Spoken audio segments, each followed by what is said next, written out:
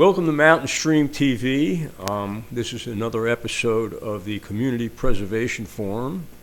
And today we're speaking with poet and author Thomas Rain Crowe, who I like to refer to him as an internationally renowned writer, and he is really.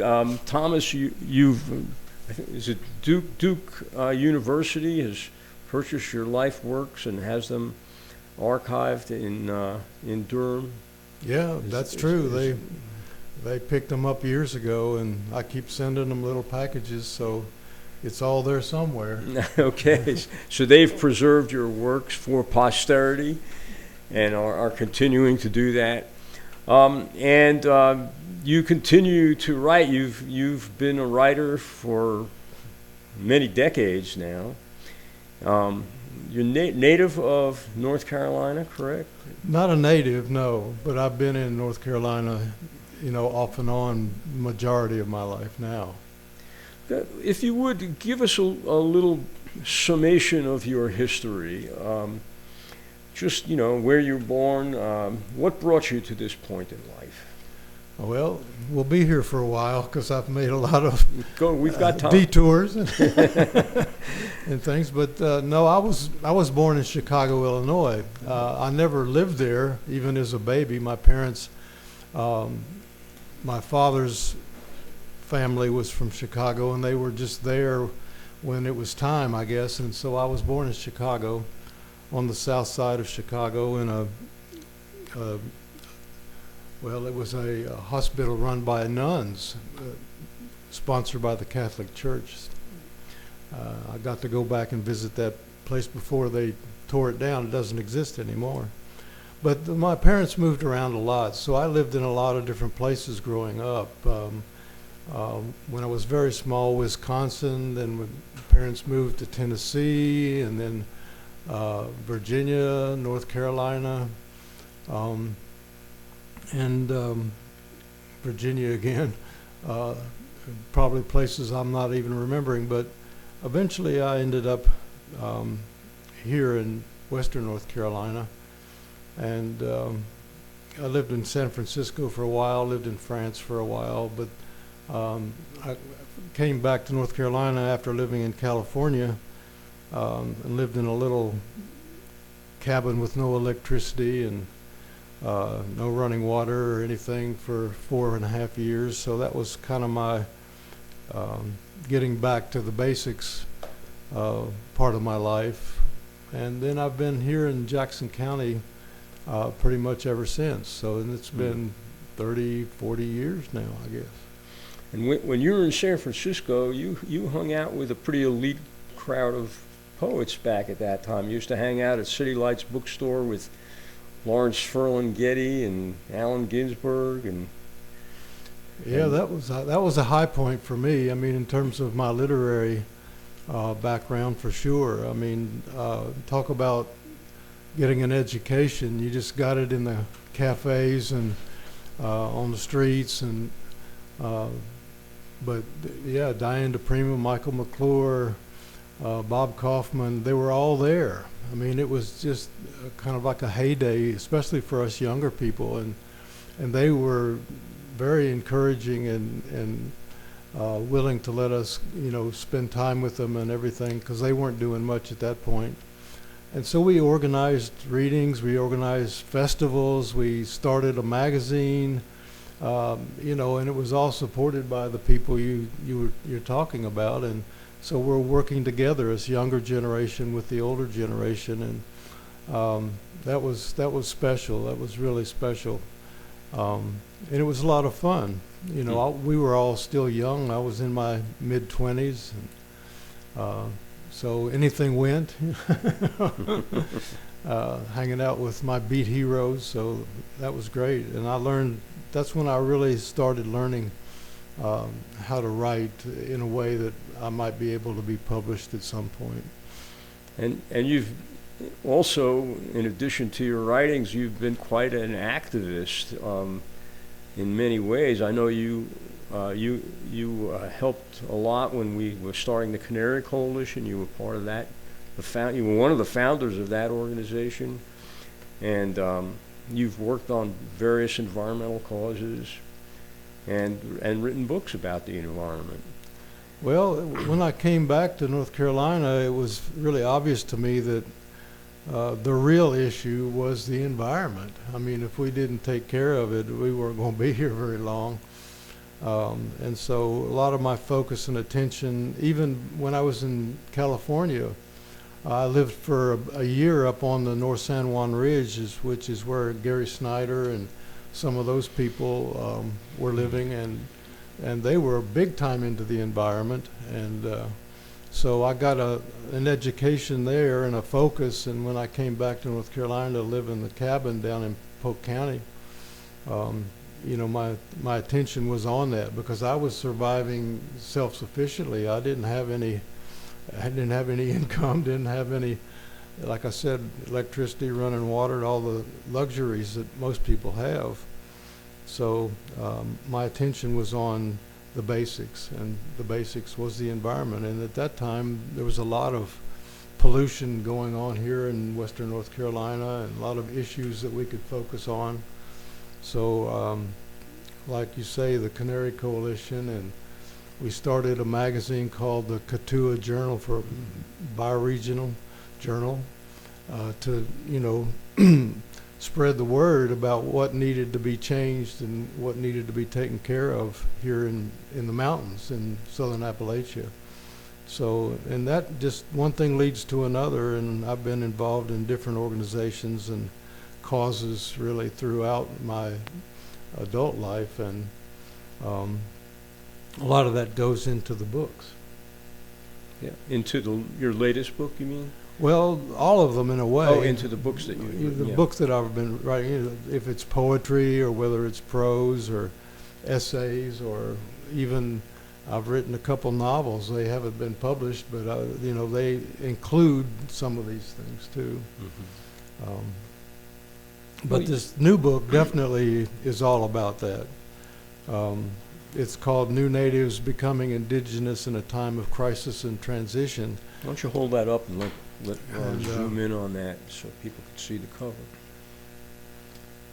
And it's a lot of it is it's mostly an accumulation of writings I've done in the past, but there is a major focus on the environment. I talk about other things as well, but while we're on the subject, I just thought I would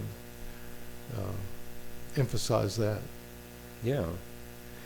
And that's, of course, this is the latest of dozens of books that you have written and published, and many of, or several of them have also been of an environmental nature. So, yeah, tell us a little bit more about this, about your latest work.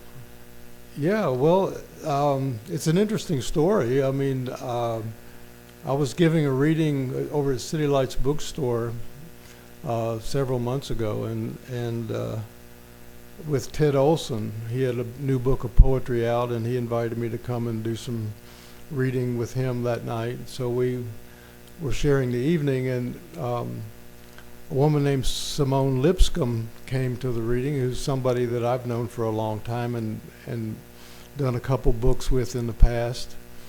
She's a photographer, and she came up to me after the reading and she said, well, why don't we do another book? And it kind of took me by surprise. I wasn't really thinking about another book at the moment, and we sat down and had a conversation, and she had a lot of photographs, mostly nature photographs that she'd been taking over the years, and she said, go home and see what you can put together. So I went home and put a manuscript together, and I sent it to her, and she took that manuscript and added photographs. So this book has dozens of photographs in it that she's taken, that she's paired with the essays or the poems so that the photographs reflect, what I was writing about.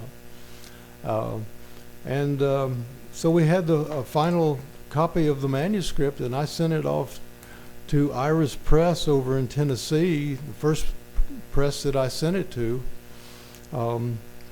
And almost the next day, the publisher over there, Beto Cummings, contacted me and said, "I want to publish your book." Wow. That's unheard of in the publishing or the writing industry. You usually have to wait months and months, and usually get many rejections before anybody really wants to do Well, your something. name has preceded you in this case, I think, yeah. Well, I don't know what it was, but either he liked the book or he needed something to publish. I don't know, but it worked, and he wanted to do it real fast. He Wow. didn't want to just, next year sometime. No, he wanted to do it within 4 or 5 months at maximum. And so it did. It came out in October of this past year, and we've been on the road a little bit with it, Simona and me, and we're going to do some more readings and things in the spring. So this is our winter gig. That's awesome. So what's the general subject matter of the book? I mean, is it focused on the Appalachians? Well, more or less, because when I was writing most of this work, it was all about place. So the place references pretty much are for here. There are some exceptions where I wander off a little bit, but more often than not, it really does reflect this place, the Southern Appalachians. I'll just read you some of the titles in the contents. In Praise of Wilderness, The Spirit in Place, New Native, Native Tongue, The New Naturalists, The Wild Work. And then it's divided into 2 parts. The first part are essays, the second part is poetry. Some of the poem titles are The Aristocracy of the Wild, A Beatnik Wanders into Appalachia and Learns the Language of Earth and Sky. William Bartram goes hiking in the wilderness and falls in love with a beautiful girl. No More Nationalism. Then there's poems like Fall in Big Cataloochee Valley. So you're right, really. It really does reflect this general bioregion more specifically than anything else. Would you like to do some readings from the content? Sure. That would be great. I'll just start with the introductory epigram that we used for the book was by Joanna Macy, the kind of the spiritual teacher that just passed recently. She writes, "To be alive in this beautiful self-organizing universe, to participate in the dance of life with senses to perceive it, lungs that breathe it, organs that draw nourishment from it, is a wonder beyond words."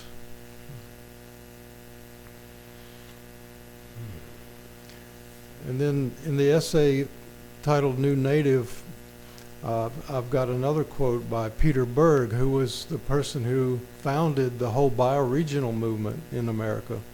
He was living in San Francisco when I was living there, and so I got to meet him and spend time with him off and on. And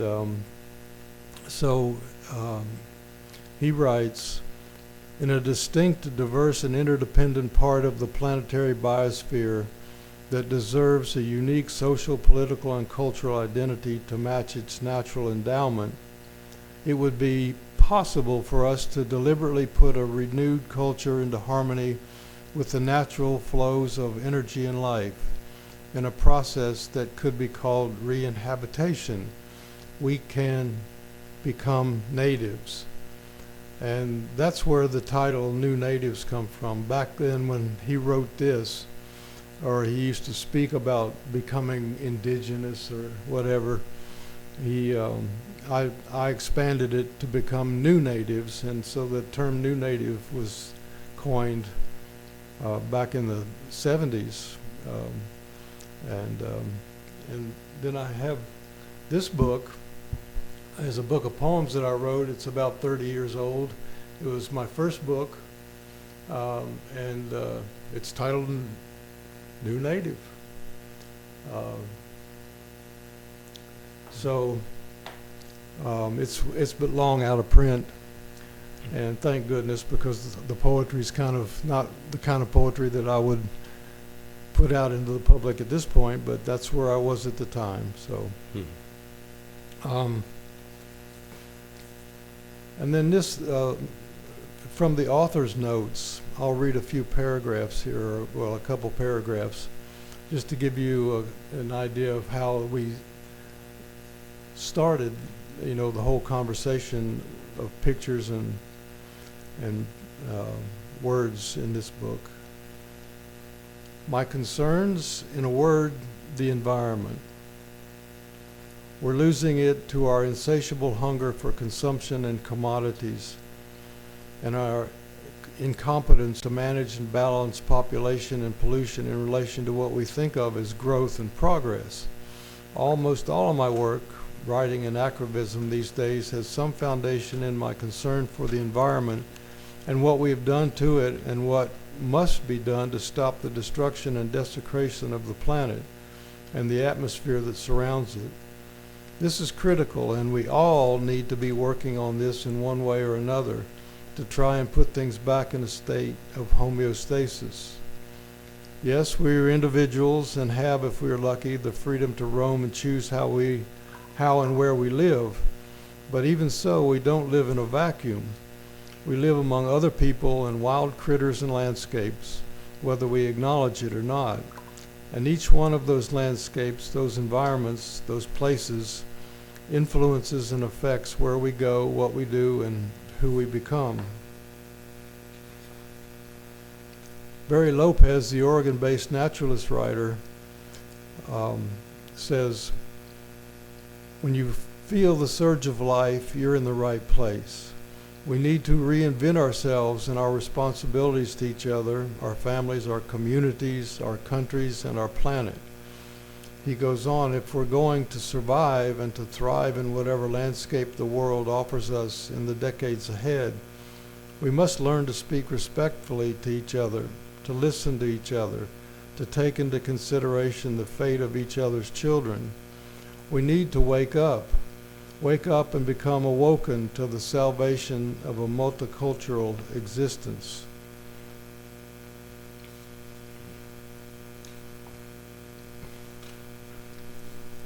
Our contemporary indigenous wisdom keepers are everywhere, if we are open and attuned to them and are striving to help us to not only know ourselves, but to learn how to live together and in harmony with our identified natural and human communities. In other words, we're going to need to, as the Beatles song implies, come together, a song that rings out today with its more than pertinent title and urgent message. Come together right now. We must come together with reciprocated love, as Lopez names it, and with now meaning today. There is no time to waste. So that comes from the beginning part of the book. It gives you a little bit of a clue as to where all these essays and poems will be going. So where can people get a copy of this book and other books that you've written? Well, this book is available on Amazon, and or you can write directly to the publisher. That's Iris Press in Oak Ridge, Tennessee. Or it's available in bookstores. It's at City Lights Bookstore here in Silva, Malaprops in Asheville, I think in Waynesville, Blue Ridge Books has copies, and the publisher also is distributing copies over where he is in Tennessee. I think there's a store in Knoxville that we'll be going to in the spring that will have copies. So it's available as any other readily available book would be. So it should be an easy get. So the basic theme, would you say, of this book is bioregionalism? Well, yeah. I don't say that in the introduction specifically, but there's a lot of bioregional references and information, and it's all about restructuring and preserving where we live. Yeah, let's talk a little bit about bioregionalism and what it is. And I guess the concept of bioregionalism has evolved over the years. But exactly how would it restructure the way we live?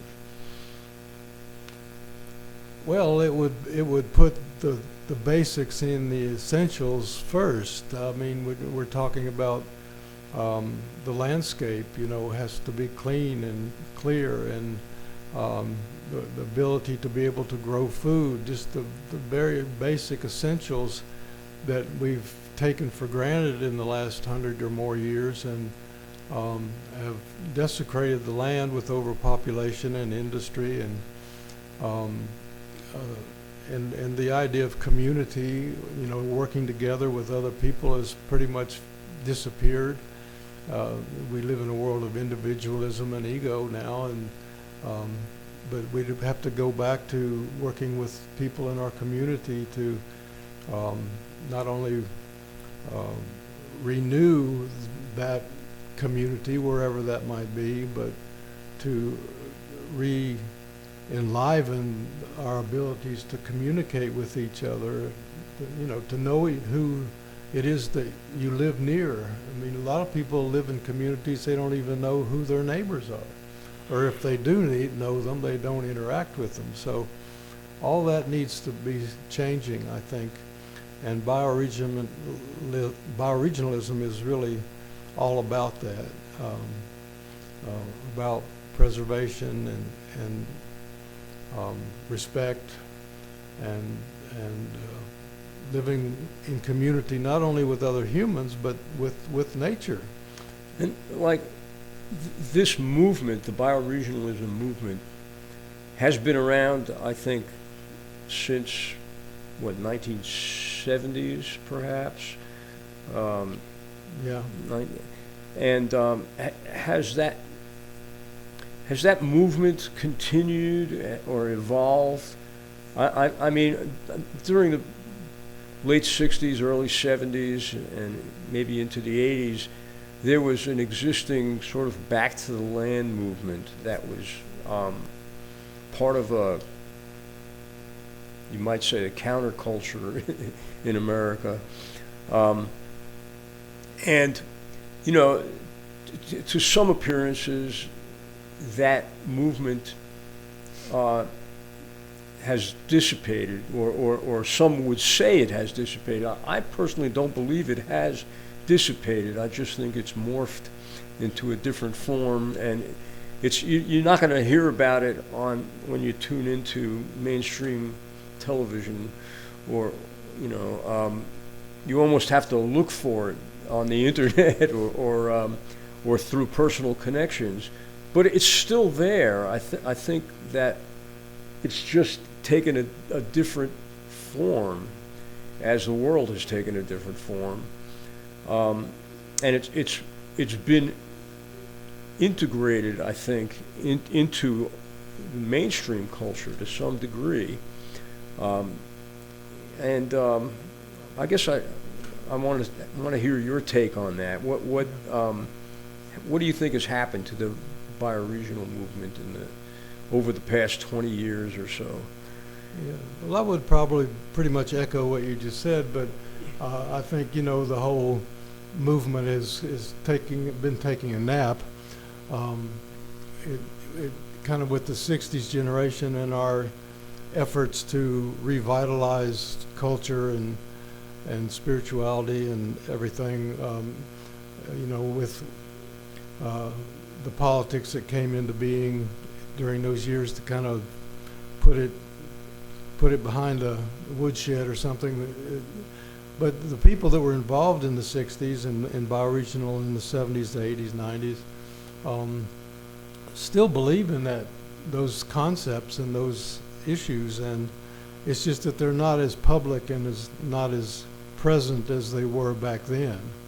And for whatever reason, maybe some of us have gotten too old to march anymore, or our focus has become different where we're preoccupied with other things. But when we were younger, we were, out there on the streets alive and everywhere else.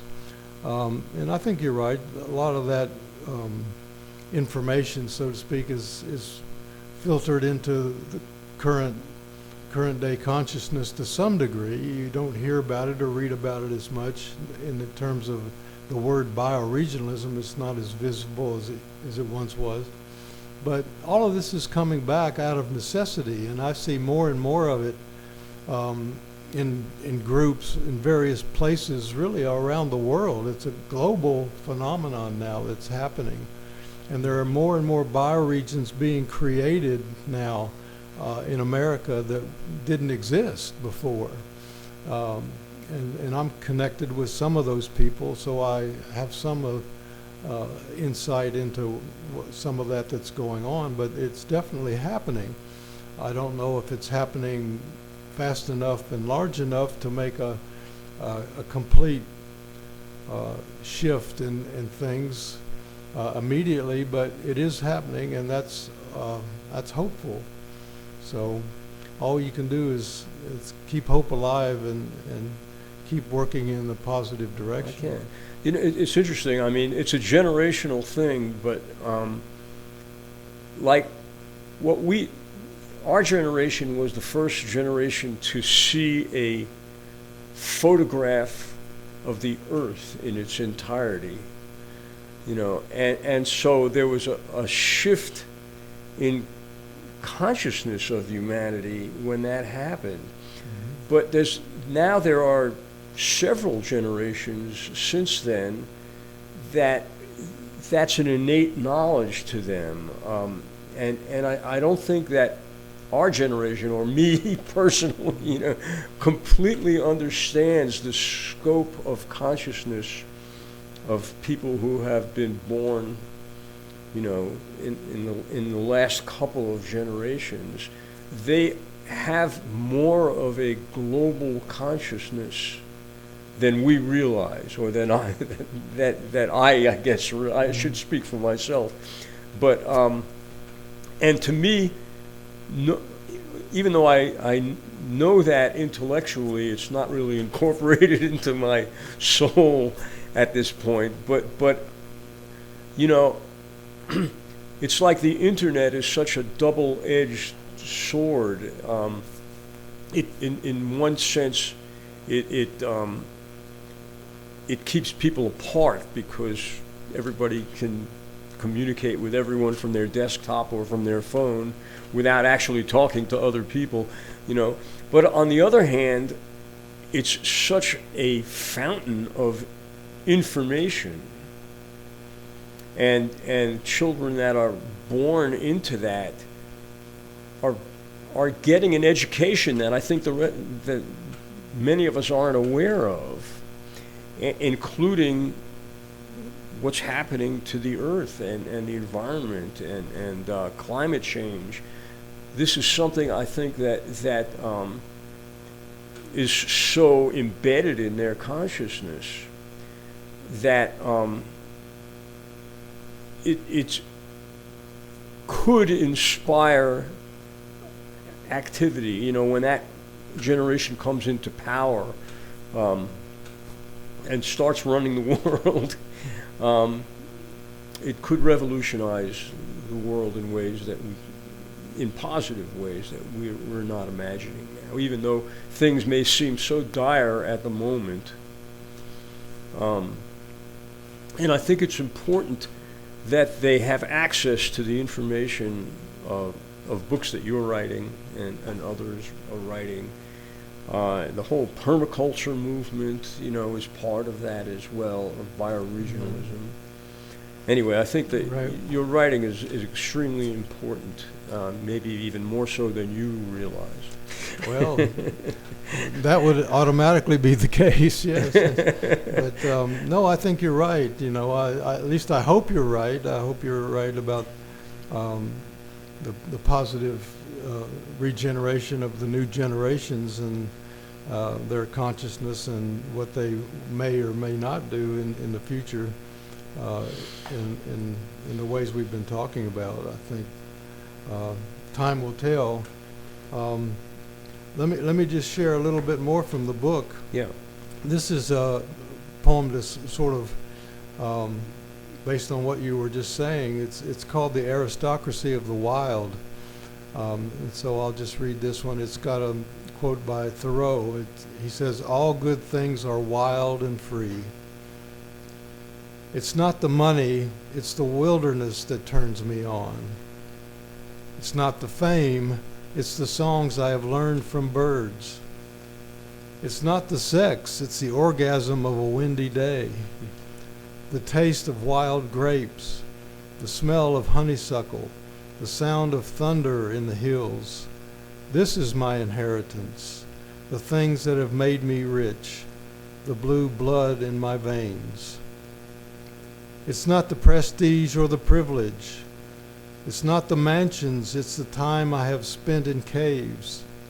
It's not the power, it's the cougar's call of caution, the bleating of lambs, the lilacs, the asters, the lyre-leaf sage. This is my aristocratia, the things that gave me heart, the nobility of my pale skin. It's not the class or the style. It's not the authority. It's the river after torrential rain. It's not the elegance. It's the genius of diversity, the community of ants, the comb of the bees, the nest of hummingbirds. These. So that is a kind of a response to what you were just saying, and then there's a few paragraphs here that I've marked that get deeper into the book and the message or the specific nature of the different essays. This one again is from the essay titled New Native. It says, "To my way of thinking, if we don't hold the earth and all its life as sacred and worthy of reverence, we are undermining our own well-being. Without a healthy, mentally balanced life, one thing predetermines the other. Without breathable air and potable water, where would we be? Without a diverse and expansive range of plants and animals, where would we be? Without the flowers and bees, the pine nuts and squirrels, the berries and bears, where would we be? Where will we be when all this is altered, compromised, or gone? I, for one, am clear about this idea of diversity in my relationship with other species. I don't want to live in a world absent of elephants and whales." We have only one planet, one mountain chain known as the Appalachians, and we are allowed only one such experiment. These all depend upon the balance that is created by a diverse biosphere. Diversity is not only preferable, it's paramount. Why make a world-threatening and unnecessary gamble by continuing in the direction that the human race is going in if a safe option is open? E.O. Wilson's option is for humans to relinquish control and ownership and to surrender enough additional land into wilderness to total 1/2 the surface of the earth. You get what you give up.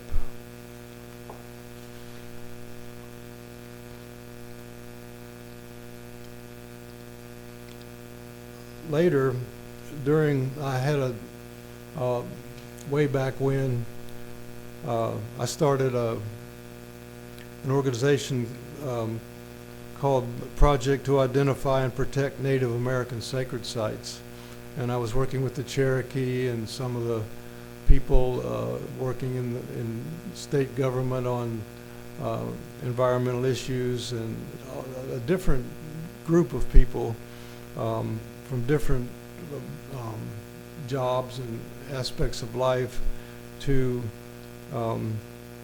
work with the Cherokee and to protect the sites that were important in a traditional and spiritual and cultural sense to them. because it applies to everyone and not just the indigenous people. So I write here, later, during the Sacred Sites Project, I witnessed not only traditional ceremonies, but also spent time in sacred places that truly felt imbued with a numinous energy or a presiding divinity, a presence that was not only physically perceptible, but also remarkable. I noticed a pattern. These places, waterfalls, groves of trees, springs, mountain peaks, rock cliffs, shared geographic characteristics. Encountering them during the course of everyday travel always gave me pause, causing me to slow down, pay attention, and take notice. So what is sacred? In a very real sense, as indigenous peoples have believed for millennia, the earth itself is a sacred temple, a church, a gift and a covenant from the Creator. Or as Kentucky poet Wendell Berry proclaims, what I stand for is what I stand on. Would we dare to swear inside a church or desecrate it? If not, why should we be any less respectful toward the earth, which literally sustains our lives?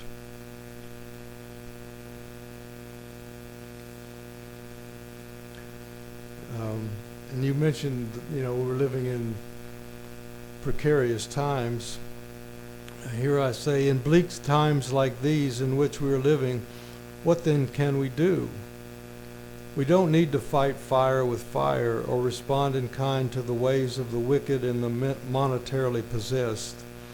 If we just flood the marketplaces, the pages of our papers, the airwaves, the museums, the theaters, the shops, the streets, our computer and our minds with beauty, I believe we'll have a chance to turn things around. It's a subtle, if not radical, approach, but it just may be worth a try. While this may seem to some a little far-fetched, it's the best idea I've had lately.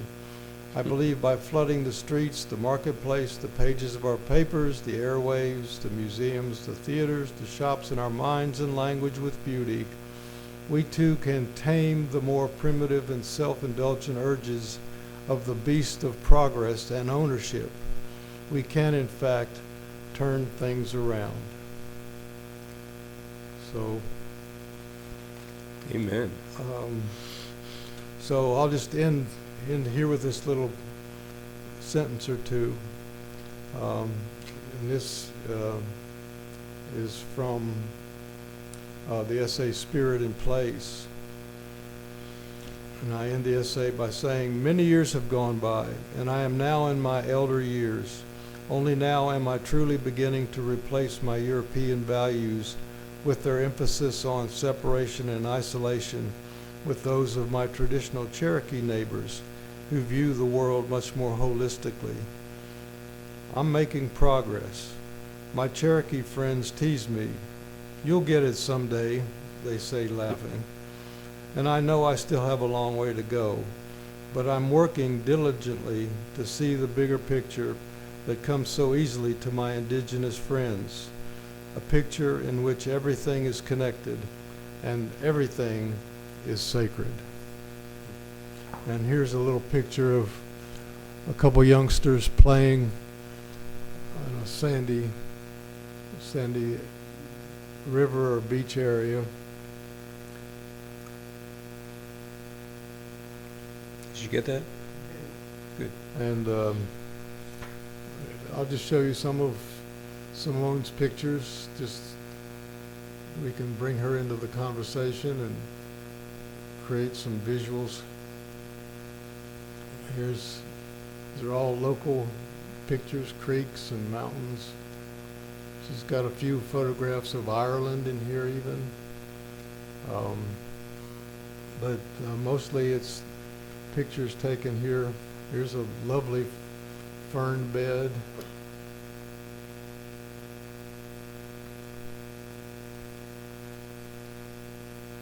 I wish Simone was here that she could talk to us about her life as an environmentalist and a writer and photographer. Here's a Well, maybe we can do that another time. lovely waterfall.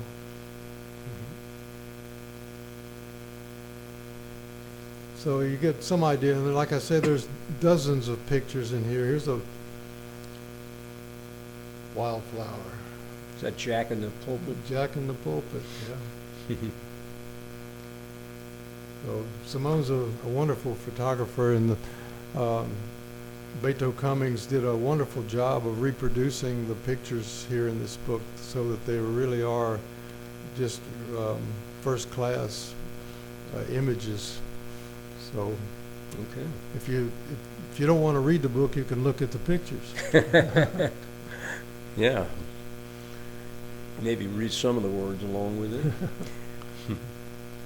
Like I said, the words are paired with the pictures. Simone has organized the book in such a way that you'll be reading the page, and on the opposite page there'll be a picture, one of her photographs that reflect what I'm, writing about. So do you have thoughts about any future literary works that you're working on? Or? Well, yeah, I've got another book in progress with White Pine Press in New York. It's a book of translations of the Sufi poet Hafez. And I've done a couple Hafez books in the past over many years. And this is kind of like the best of Hafez, maybe, or something. I've gone back to the other books that I've done and selected poems and made some changes maybe, or shortened them, or done a little bit of editing, but that's what it is. It's an accumulation of the previous books into a new book by a different press. So I'm excited about that because Hafez is one of the perfect masters of the past, the 14th century, and his words really, when I started translating Hafez years ago, it put me into kind of a supernatural space, mentally, because what he was writing was so high consciousness. And for me, at a younger age, that was like an epiphany. I had to really focus and pay attention, and it allowed me to be able to raise my own consciousness, to some degree, just by reading Hafez. So every time I get involved in working with the poetry of people like Hafez or Kabir, I've done a Kabir book, Rumi, those poets, it puts you in a whole other headspace. And when I got through working on those books, I was kind of depressed. I didn't want to move out of that headspace, I was so focused and so happy to be in that place that I didn't want to finish, I wanted to keep going. Well, Thomas, is there anything else you would like to relate as we wind this up? Well, I just wanted to thank you and Ron for having me here again. It's been a while. We've done a couple of these in the distant past now, and so it's good to be back and spending some time with you and having a conversation. And I appreciate your promoting the work that we do, all of us here, and hopefully, people will be able to see this video and be interested in the book. I think it does have something to offer, and hopefully it'll be useful and helpful in the days and years to come, because every little bit is gonna help and is needed. Well, hopefully we'll have you back yet again to talk about your next book, when that gets published, and, I'd be happy and to, some of the other activities that I know you're involved in your life. And thank you so much for coming by and talking to us. Yeah, it was my pleasure. It's always good to see you.